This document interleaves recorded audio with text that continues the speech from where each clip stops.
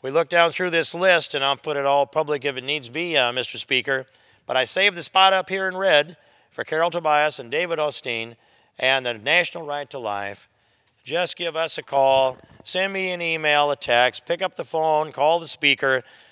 We'll move this bill, and we'll save lives together. And meanwhile, if that doesn't happen, I'm going to continue to ask the question, how in the world can you not support this bill? How in the world can the nation's preeminent pro-life organization, National Right to Life, who says they do not oppose the heartbeat bill, and I say they do not support the heartbeat bill, how can that be?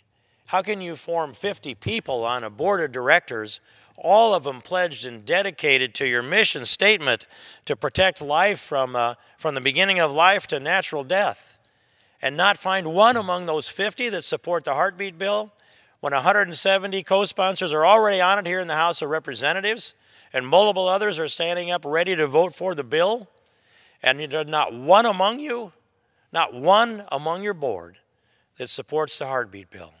There's something wrong. There's something wrong inside an organization.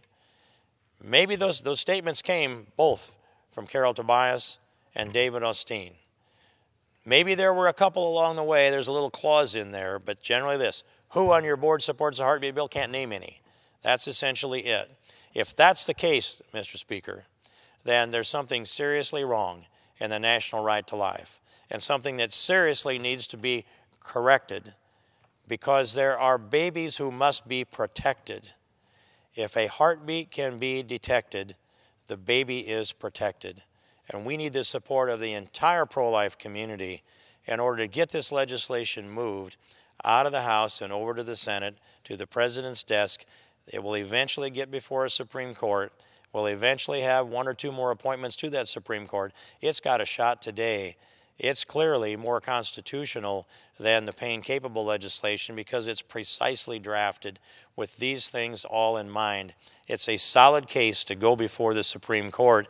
I would say instead there's no reason to litigate it, but I kind of think it will be, because the enemies to life litigate everything that saves and protects lives.